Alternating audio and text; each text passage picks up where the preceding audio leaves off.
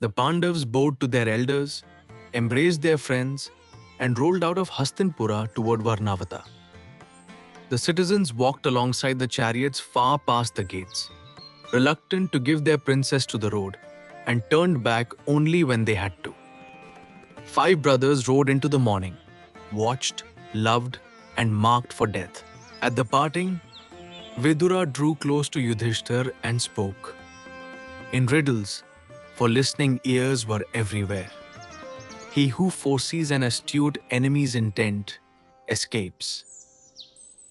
There are weapons sharper than steel. The forest fire cannot touch the rat in its hole, the porcupine in its burrow, and the wise man finds his way by the stars. Then he was gone. Yudhishthira rode on, unfolding each sentence like a sealed letter. So the journey that had begun in sunshine traveled under a private cloud. Varanavata, when they reached it, threw itself into welcome, garlands, drums, the whole town out to see the famous sons of Pandu. The brothers smiled and accepted it all, and behind five gracious faces, five minds kept watch. They lodged in the town while their special residence was completed, and then Purochana himself, all courtesy, led them into it. The palace was named Sivam, the auspicious. A house built to burn alive the guests it welcomed, christened prosperity. Even fate must have flinched at that irony. Yudhishthir walked the beautiful rooms with Vidura's riddles sounding in his head, and began, quietly, to touch the walls. Resin, lac, plaster that smelled faintly of ghee and oil. Everywhere his hand went, the house whispered the same word: fuel. There was no longer a shadow of doubt. They were living inside the weapon. He took Bhima aside, voice low. We know what this house is. Purochana must never know that we know. One flicker of suspicion from us, and the trap springs early. Our escape depends on looking perfectly, happily blind. So the Pandavas laughed a little louder, praised their lovely palace, and slept lightly in the heart of the fire to be. Then, one quiet day, a stranger found them, a plain workman with earth under his nails. My password, he murmured, is the warning Vidura gave you at your parting. Yudhishthir's eyes lifted. The man was a master miner, sent by the one kinsman still fighting for them, and his message was simple. I am here to dig you a way out. Night after night, the miner worked, unseen and unheard, while the palace slept above him. A tunnel crept outward from beneath the wax house, under the walls, under the moat, toward the open country beyond. Overhead, the Pandavas kept armed watch by turns until dawn. The house was a trap. Now the trap had a false bottom.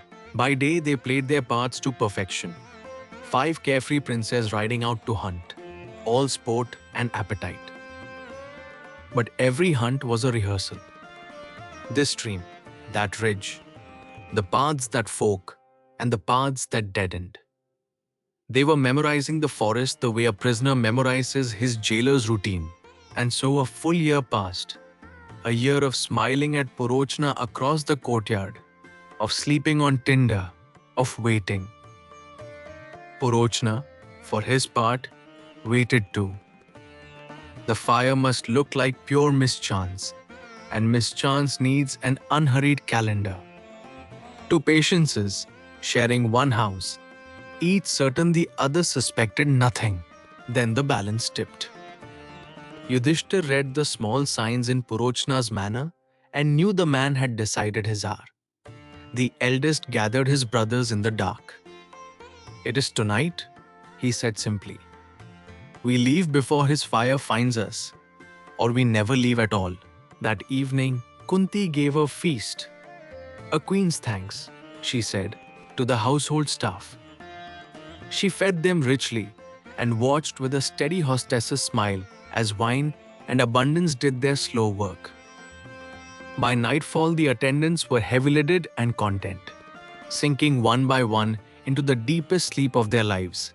At midnight, Bhima took a torch and turned the trap on its makers, touching flame to the wax house at point after point. Fire raced up the ghee-soaked walls with a joyful roar. Kunti and the brothers were already dropping into the tunnel mouth, crawling fast into the earth while their bedrooms bloomed orange above them. The passage was black, narrow, endless. Earth pressing close, the far-off thunder of the burning house chasing them through the dark. They groped forward hand to shoulder, mother in the middle, until the tunnel finally tilted upward and broke into open night beyond the moat. Behind them, the sky over Varanavata glowed like a wound. The town poured from its beds into the firelight and could only stand and lament. And even then the people named the guilty man without being told. "This is Duryodhan's doing," they cried. "He has murdered the sinless Pandavas." Ordinary folk, no counselors at all, and they saw the truth of it at a glance.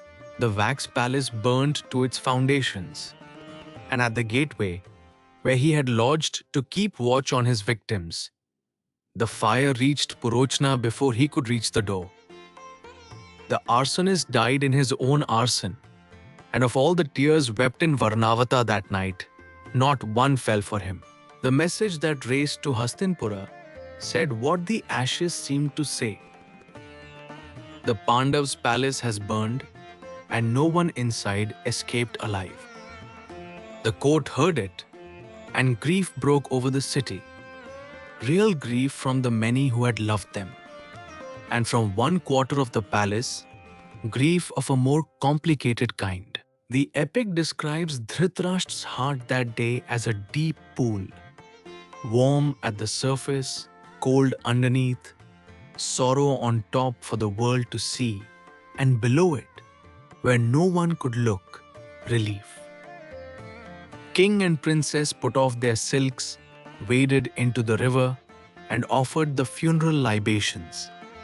Every gesture of bereavement was performed. Performed is the word.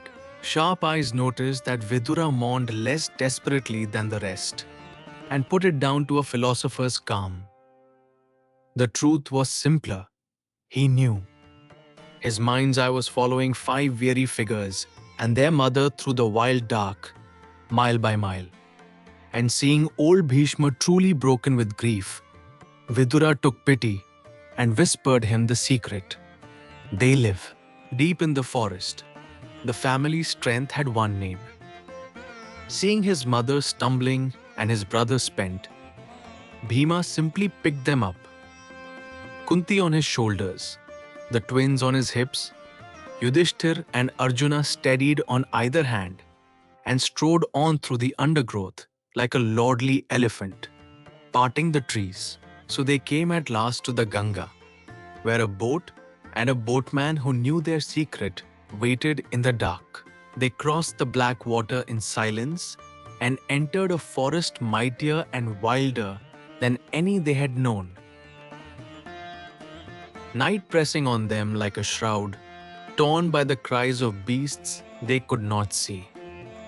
At last, even endurance ended. "I do not care if Duryodhan's men take me," Kunti breathed. "I must lie down." And the queen of Hastinapura stretched out on the bare earth and was asleep between one word and the next. Thirst still tormented them. So Bhima went alone into the dark and tore through the tangle until he found a pool. He soaked his upper cloth, folded lotus leaves into cups, and carried water back in his 2 hands for mother and brothers. Then, while they slept, he sat his solitary watch and wondered, this giant with no sin in him. The very creepers of this forest hold each other up. Why do our own kin hunt us? He had no answer. Goodness rarely understands what it is up against. For days they pressed on, carrying their mother by turns for speed, resting when even heroes must, sometimes racing one another out of sheer youth. And on that road Vyas himself met them. Kunti poured out their sorrows, and the sage answered gently, "No one, mother, is ever wholly virtuous or wholly wicked. Life is a tangled web, and each must bear the fruit of his own deeds. Do not grieve." By his counsel, they put on the robes of Brahmins, walked into Ekchakra, and took shelter in a Brahman's house, waiting for better days. Better days were not what awaited them there.